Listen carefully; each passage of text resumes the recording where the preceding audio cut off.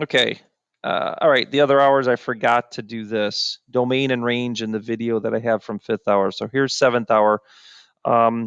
After doing the inverse question, we got a problem here. So the domain of this, I really feel I remember talking about this, but anyway, the domain of this is you can plug in 8s and then 7, 6, 5, 4, 3, 2, 1, 0, and then -1. So it's negative infinity to 8 is what the domain of this is. That's the range of the new one. So I'm going to hold that thought. The range of this one is I could plug in 8 and get 0, 0 plus 3, 3, and then anything else I plug in here increases this. So 3 to infinity is the range. So the range of the original becomes the domain of the new. 3 to infinity.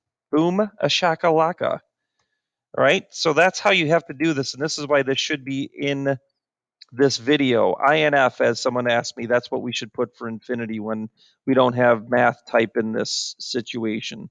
And then the range, did I make a mistake? Hold on. Somebody said something. I heard. Oh, who let the dogs out? Who? All right.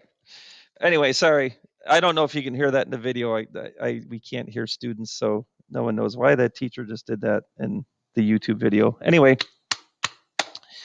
then the range, that kind of threw me off.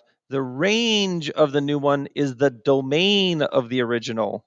And that's what you have to remember for inverses. Very tricky, because I know in x squared, the domain is all real numbers, but then you have a restriction on that. And actually, you could look at this, and the range is, it goes upside down, so it's negative infinity to 8 anyway, if you know anything about x squared. So that one's okay. The problem is the domain. The domain is not all real numbers for this. It came from something that had a restricted range, so its domain is restricted. Okay, good enough.